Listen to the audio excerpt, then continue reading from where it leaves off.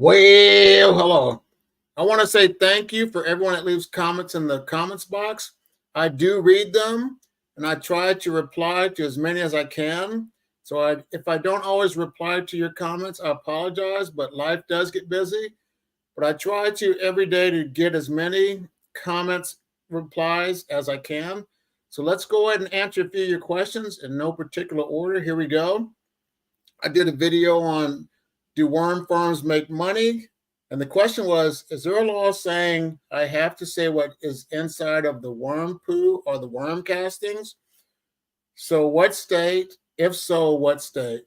And now when it comes to your worm castings, I would say if you are selling them, you should, I encourage you to take the time out to test and see what is inside of your worm castings. So that way it will protect you. And that way, if a customer has any problems and if they want to sue, because people try to sue you nowadays for anything, you have the backup to let them know exactly what was in it, such as your potassium and your nitrogen, your calcium, other things like that. So yes, I would take time out to find out what's in my worm castings. I don't know if it is a law, but I would check into that if I were you. I would reach out to other big companies that are successful with worms and find out what their feedback is, and that would help them to help solve your problem. So I hope I was able to answer your question. So thank you for the question. Have you ever thought about dividing one bin to encourage a bit of your population explosion?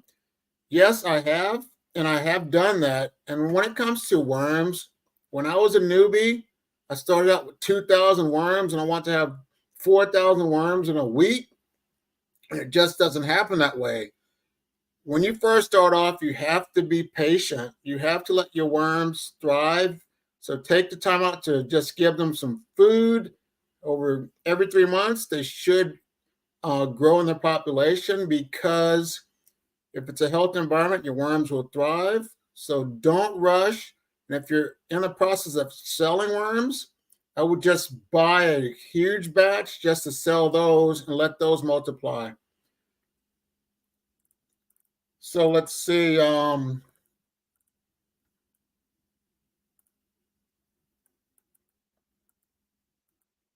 So if they escape, will they remain in the area? You put out food for them, like putting your food scraps around the bin. Now, when it comes to your worms escaping, a few reasons why they escape is there's no air. You have to have, worms need air to breathe. So add some air, more air holes inside of your lid, because I have experienced that. Your bin could be too dry and they don't like that. Your worms could experience, the worm bin is just too saturated and they crawl up because they don't want to drown. There could be a lack of food, or the environment could be really dirty. So that's something to look into. A lot of people have also left lids off.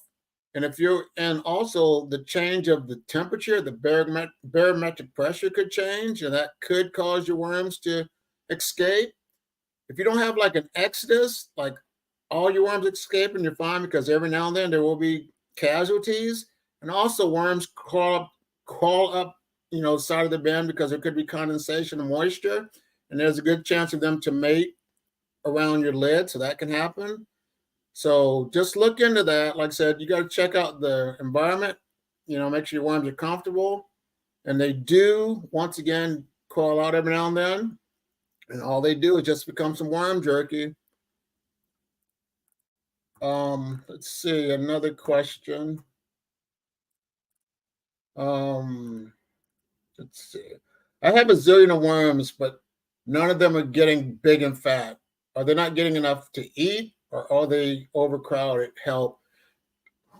One of the reasons why your worms are not growing, because a lot of people that sell worms on the big scale, they feed them worm chow, and that allows your worms to become fat. And that's one of the main things that they feed them. So if you're not selling worms, they will lose their size, because they do eat their food scraps and whatever, paper, cardboard, peat moss. But The big time worm farmers feed them strictly worm chow to keep them fat.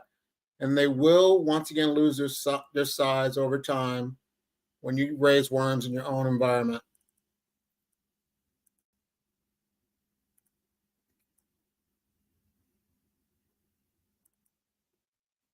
Do I have problems with worms inside of my worm bin?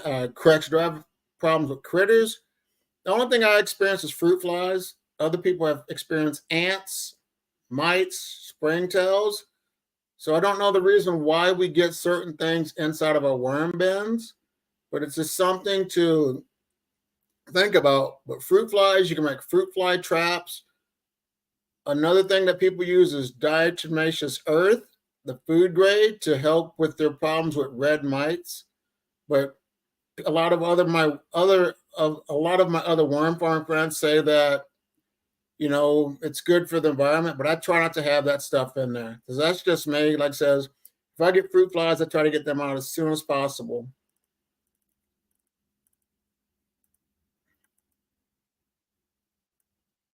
Any thoughts about buying worms from actual worm farm? Uncle Jim's a random backyard person. I bought worms from Uncle Jim's Worm Farm. I have received worms from Northeast Worms. I have received worms from Mimi's Worm Farm. And but I have not bought anything from local farmers or worm farming people, but there are people that actually take the time out to sell worms. I've sold a few worms to a few of my friends, and I also given worms away. But yeah, and I have no problems. Get some bad reviews about companies. If there's 100% bad reviews, I wouldn't buy from that company. But the people I have bought worms from, I have no problems whatsoever.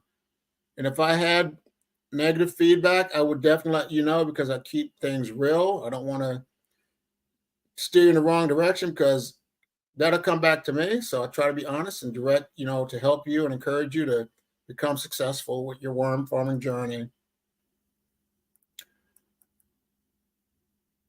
Are European worms good for fishing? And can I mix them? European night crawlers are good worms for fishing. And yes, you can mix them. And as you know, I have a diversity and inclusion worm bin. And I have no problems with the worms, being in that bin because, like I say, if you check out my videos, worms will not mix with another breed. They only mate with their own species. So you won't have a problem. And I don't want you to tell any other of my worm bins, but my best worm bin is the diversity and inclusion worm bin, which has red wigglers, blues, and European night crawlers. So I have no problems. And I think that's the best way to go is just have a variety of mixed worms and you'll be good to go. Let me answer one more question for you. And the final question someone asked, do you know how to eliminate slugs in a worm bin? And for me, I have never had slugs, but my friend gardening with Bart Chuckin has had slugs in his worm bin, and you have to find out what he did. And also, another worm friend of mine, her name is Peggy. She has had slugs in hers and snails. And what have heard them do is she has picked them out. But like I says, I don't really know the solution, so I would connect with Bart Chuckin or Peggy to find out what they have experienced and how they get them out of there. But here's a few videos. I'm sorry, but I wanted to just take the time. I'll say thank you so much for your questions. Keep them coming because I'll answer as many as I can. And hopefully I, can keep you up to date once a month when it comes to your questions. So I just want to say thank you for watching. Enjoy the rest of your day. Bye.